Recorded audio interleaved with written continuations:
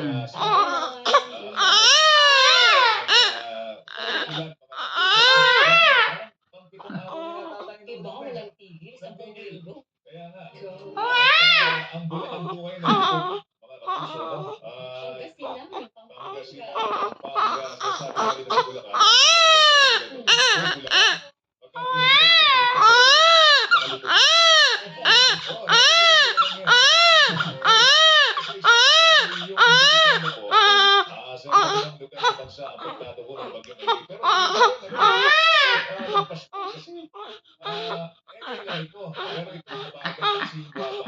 May isang kulit, hindi lang siya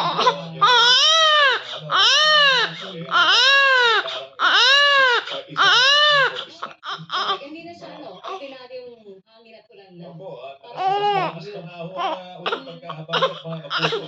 So, marami tayong mga kababayan na nasa maitutuloy mga bakit sa evacuation center po ngayon. Wala pa ho, ilan pa yung nawawala. Kung individual po ho nawawala, may 16 na po ang naitalang namatay. Tapos meron pa tayong nahanap ng mga Coast Guard rescuers. Yung apat yun.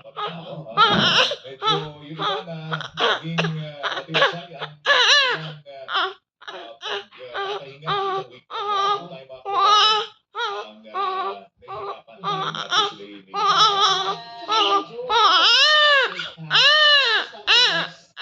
Swerte ka pa kung may bahay mo.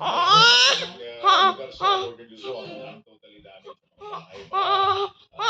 Sana ka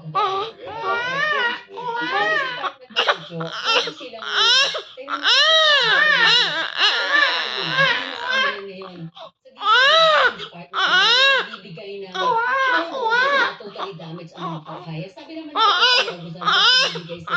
Kaya lang ang dami na wala.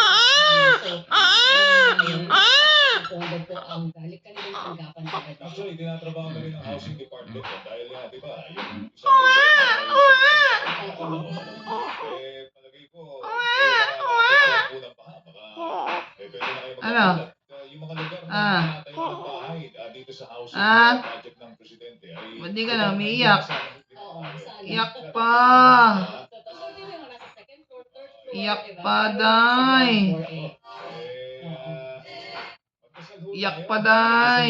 Sana matapos na po ito at sana yung mga ulan bumagsak na lang po doon sa mga sa mga dam na nangangailangan. Nanto ka na. Oh. Wag lang po doon sa Ching. Nagpapawala na Yun ang dahilan po bakit mabaha po ang Bulacan ngayon. Oo, baha ang Bulacan dahil po sa pustos na nagpakawala po ng tubig doon. Na-mention mo yan. Siya po si Joel Resuben. Siya po si Juan Sebastian, mga kapuso. Na-mention mo yan kasi noong Sabado, ano po nagkahetot-hetot ang traffic sa NLEX? Yun nga sa Bukawi daw. Yes, hindi sila, may about an hour, hindi sila nagpalabas sa Metro Manila. Nanggaling palabas sa southbound. Okay. Dahil daw, baha yung bahagi ng Bulacan, hindi makakaba ng mga sasakyan.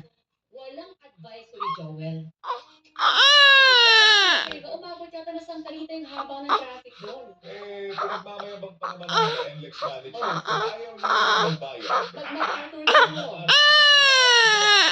So sila naman, lilipat ng NLEX. Ano